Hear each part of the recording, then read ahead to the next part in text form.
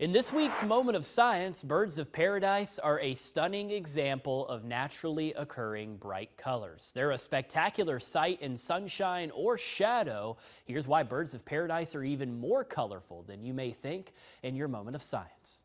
45 different species of birds of paradise, and I was able to analyze all of the species.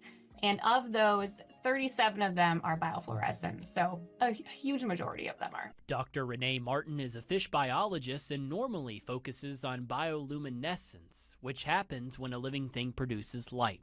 She was asked by a colleague to investigate biofluorescence, where an organism absorbs a high wavelength of light and re-emits it as a lower one. It's hard to determine that in museum specimens because oftentimes they're prepped with their mouths closed and there's like cotton stuffed in them. I was able to open their mouths a little bit, actually shine that light in and get biofluorescent readings from them. For these birds of paradise, Dr. Martin and her team believes biofluorescence plays a huge role in attracting a mate for reproduction.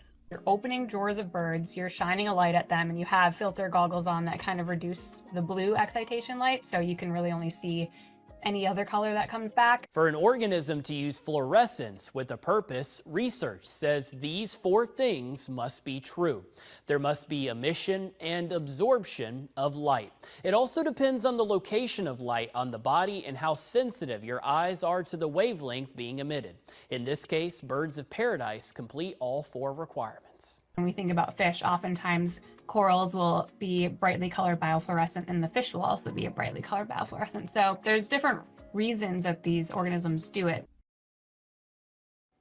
Pretty cool. Well, from space missions to Taylor Swift concerts, First Alert meteorologist Chandler Jordan goes in depth each week for a moment of science. You can find several more stories like this on our website, WISTV.com. And speaking